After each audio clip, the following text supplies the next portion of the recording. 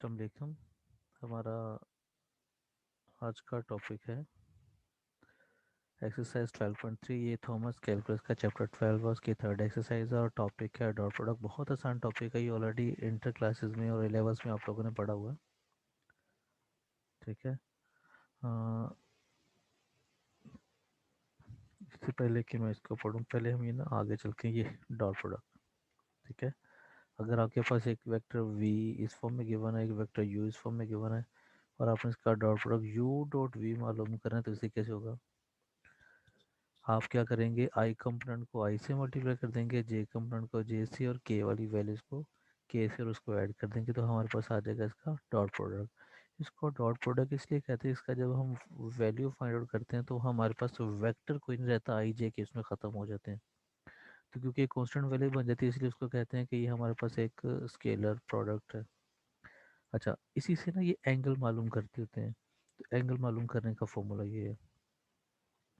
अगर आप इसको कम्पैक्ट फॉर्म में लिखें तो आपके पास आ जाता है ये formula, cos of theta equals to A dot B. ये बेसिकली दोनों हमारे पास वेक्टर्स हैं जो इसके दरमियान हमने एंगल मालूम करना है, divided by A magnitude B magnitude. ठीक है।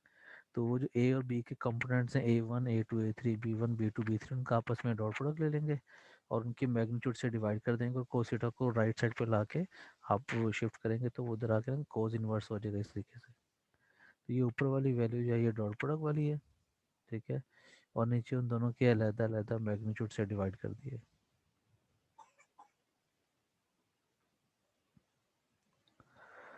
ये देखिए डॉट प्रोडक्ट मालूम किया हुआ है। ये 1 को मल्टीप्लाई कर देंगे -6 से, ये आ जाएगा। उसके बाद 2 को मल्टीप्लाई कर देंगे इस वाले 2 से, तो ये -2 इंटू 2 आ गया। उसके बाद ये -1 इंटू -3, ये आ जाएगा। तो इसको प्लस माइनस कर रहे हैं तो ये हमारे पास आ गई जाएगा इसका dot product. Similarly second example आप देख लीजिएगा।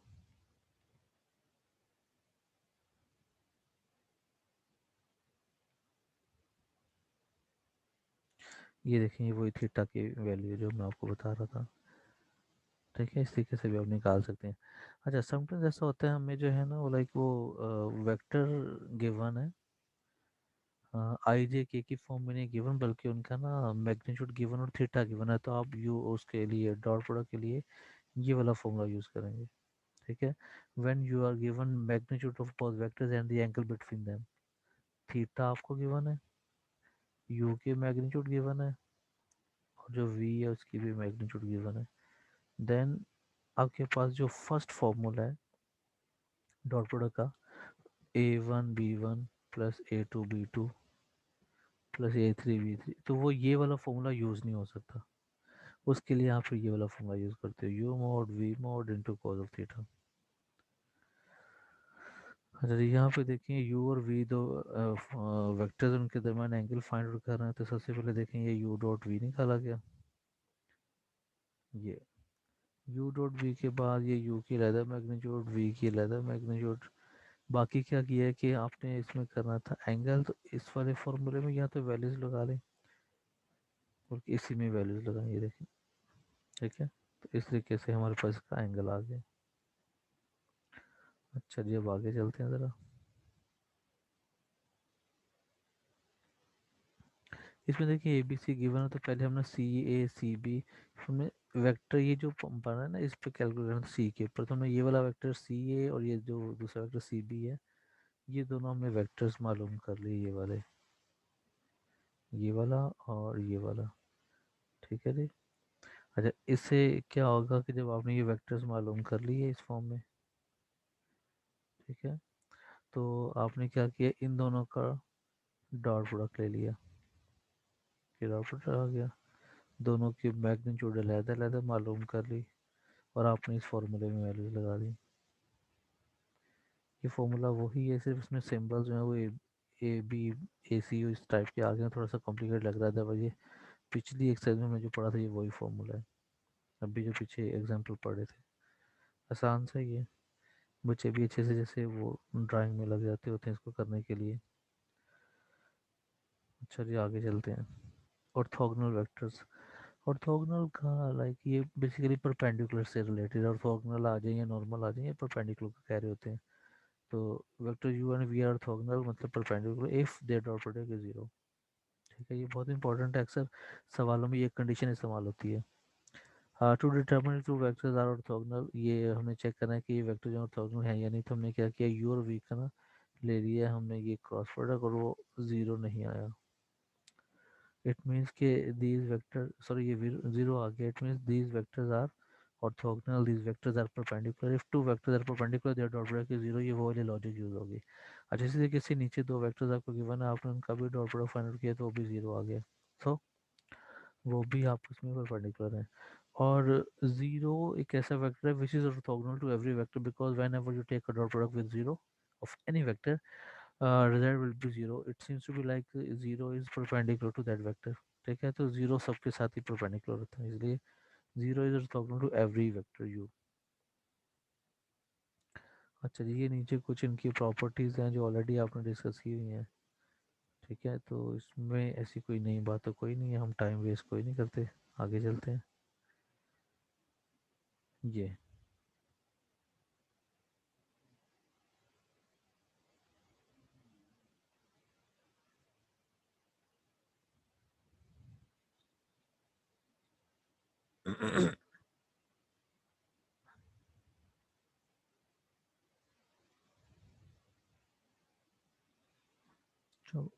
तो ये जो था ना, हम ये प्रॉपर्टीज़ हैं इसकी, डॉट प्रोडक्ट की आसान सी हैं। और इसमें ये है कि अगर इनकी जगह चेंज करते हैं, यू डॉट वी या वी डॉट यू, इससे कोई फ़र्क नहीं पड़ता, ये सेम ही रहता है।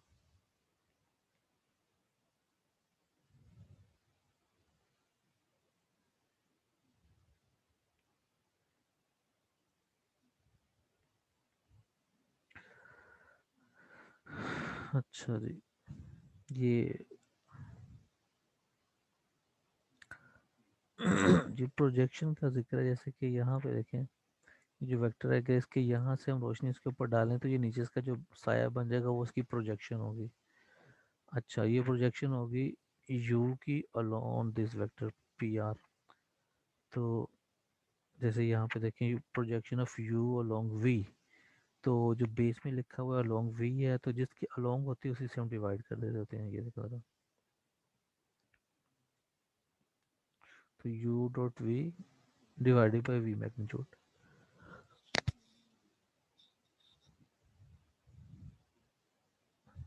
ये देखें, projection of u along v, तो u dot v divided by जो दूसरा वाला वेक्टर होता है उसकी मैग्नीट्यूड का स्क्वायर, जिसके अलोंग हमने फाइंड आउट करनी होती है। The vector projection of you on to v. अच्छा, the scalar component of the u in the direction of v, ये स्केलर कंपोनेंट देखें कैसे निकलेगा। ये basically in the direction of, आपने वी निकालना है ना, आप क्या करोगे कि वी का जो है वो यूनिट वेक्टर बना लोगे, जैसे यहाँ पे बन रहा है ये वाला, और उसका यू के साथ सिंपली डॉट प्रोडक्ट दिया और कुछ भी नहीं किया। एग्जाम्पल 5 में देखिए, find the vector projection of you on to V, तो वो देखें यू डॉट वी निकाला, और नीचे जो है क्योंकि बाद वाला वेक्टर वी है तो वी की मैग्नीट्यूड का स्केयर आना ये। अब इसको जो है ना वो इस फॉर्म में लिखें, U dot U V dot V की फॉर्म में लिख देते हैं, और साथ में इसके एक वी मल्टीप्लाई कर दिया, ये फॉर्मूला आया है हमारे पास यहाँ से। ये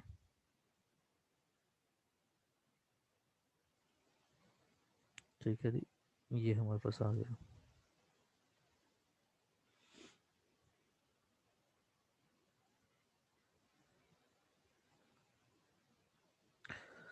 अच्छा जी, ये आगे we find scalar component, scalar में उसको जो है वो यू का वो लिखे ना यूनिट वेक्टर, तो उसका वी के साथ डॉट प्रोडक्ट लेंगे और कुछ भी नहीं किया, सिंपल है। अच्छा जी, इसके बाद ये एग्जांपल 6 है, the vector projection of F on to V. तो ये सिंपल है, एफ गिवन है, वी गिवन है, तो ये सारा सिंपल सा हुआ। देन उसका स्केलर कंपोनेंट फाइंड आउट किया हुआ है।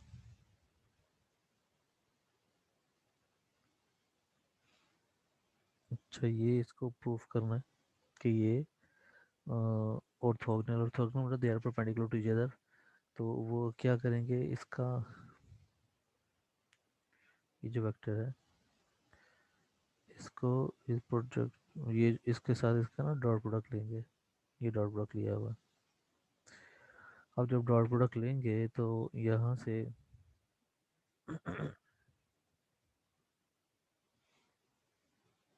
द वेक्टर प्रोजेक्शन दिस, ये जो है ना प्रोजेक्शन वेक्टर, ये इज पैरेलल टू वी, वो वी के पैरेलल होता है। So it suffices to show that ये जो u minus this is orthogonal to v, क्योंकि वो आपस में पैरेलल होते हैं। सो अगर v के वो ऑर्थोगोनल है तो उसके भी ऑर्थोगोनल, तो ये उन्होंने v के अकॉर्डिंग उसका डॉट प्रोडक्ट लेने की कोशिश की, या क्योंकि अगर ऑर्थोगोनल चेक करना है तो उसका डॉट प्रोडक्ट 0 आना चाहिए। अच्छा, अब v अपनी प्रॉपर्टीज को अप्लाई करते हुए दोनों के साथ अप्लाई होगा इस तरीके से, और ये जो प्रोजेक्शन ऑफ v था उसका फॉर्मूला में लगा दिया।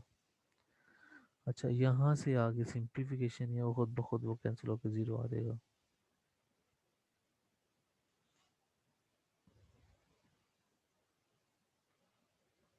तो ये जो वर्क डन का फॉर्मूला था एफ डॉट डी होता है, ठीक है।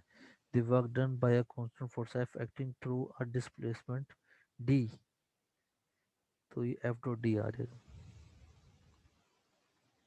यहाँ पे देखिए एफ की वैल्यू गिवन है, डी की वैल्यू गिवन है, 60 गिवन है, थीटा, तो एफ डी कोस थीटा आ गया। ये डॉट प्रोडक्ट की वैल्यू है ना, F mod into D mod into cos of theta, तो यहाँ पे उसको लगा के आपने उसका डॉट प्रोडक्ट मालूम करते हुए, सिंपल प्रोडक्ट है, डॉट प्रोडक्ट नहीं है, और थीटा की वैल्यू लगा दिया, तो यहाँ से आगे बस उसका ना आंसर आ गया 60, और साथ में उसके ये कोई उसका यूनिट ऑफ मेजरमेंट लिखा हुआ।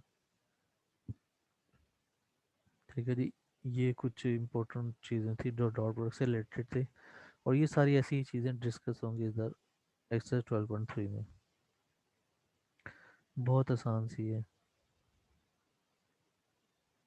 ठीक है जी, आगे चलते हैं, बाकी इंशाल्लाह अगली क्लास में पढ़ेंगे। अल्लाह हाफिज़।